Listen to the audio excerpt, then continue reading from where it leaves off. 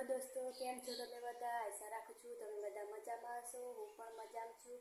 તો આજના બ્લોગમાં તમારા બધાનું સ્વાગત કરું છું મારી ચેનલમાં. તો આજે હું બનાવું છું ડુંગળીનું શાક. તો તમે બધા જોતા રહેજો, હું ચાલુ કરું છું. એના માટે મેં લઈ લીધી છે ડુંગળી. હવે ડુંગળીને ઝીણી કાપી લેવાની છે. તો આવી રીતે ડુંગળી કાપી લેવાની. અને જુઓ દોસ્તો, ડુંગળી કાપતા કાપતા તો આંખો કેવી થઈ ગઈ, બહુ પાડી આવવા લાગી છે, ડુંગળી પર બહુ લાગી છે. તો આવી રીતે ડુંગળી કાપી લીધી છે. હવે વઘારવાની તૈયારી કરી લો. તો ગેસ ચાલુ કરી દીધો છે. હવે એના ઉપર મૂકી દઈએ તપેલું. ને અંદર રેડવાનું છે તેલ.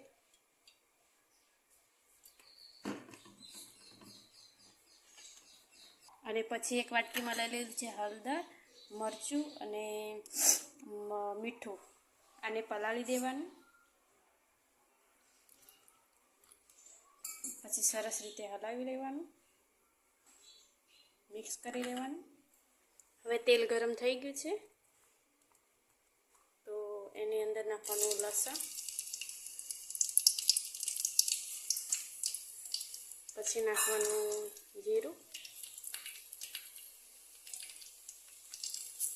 લસણ, જીરું, રાઈનો વગર નાખી દેવાનું. થોડી વાર બળવા માટે રહેવા દેવાનું. પછી થોડા મરચાં લીલા કાપેલા નાખી દેવાના.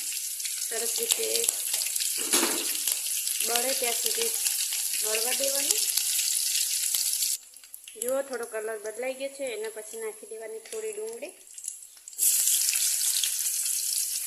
સરસ રીતે હલાવી દેવાનું.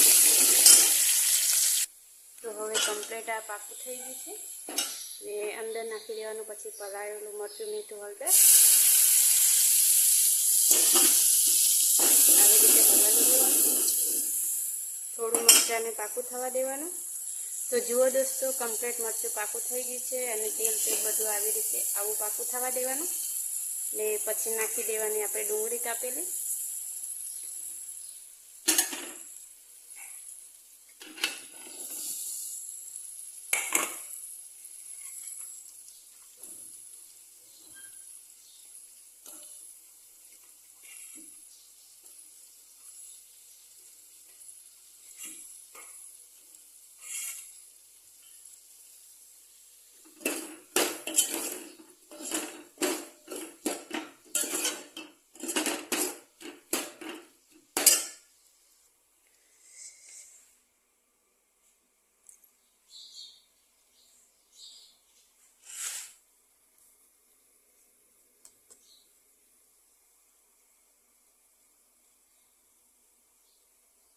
હવે થોડી વાર શેકી છે, તો વચ્ચે વચ્ચે આપણે હલાવતા રહેવાના ડુંગળીને.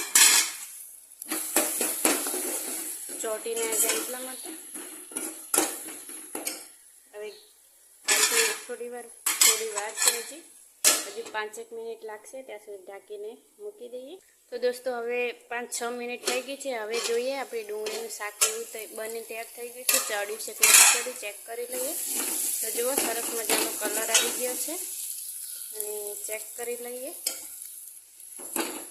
તો ડુંગળી ચડી ગઈ છે આપણી. અને હવે આ તો થોડું કોરું કાઢવાનું છે, કોરી ડુંગળી. મેં એક વાટકીમાં કાઢી લીધી ડુંગળી. અને પછી વેડવાની છે. તમને કોરું ભાવતું હોય તો કોરી બનાવવાની આવી રીતે. અને મને તો છાશમાં ડુંગળી બહુ ભાવે, એટલે રેડવાની છે એમાં છાશ. છાશમાં ડુંગળી બહુ મસ્ત લાગે છે દોસ્તો.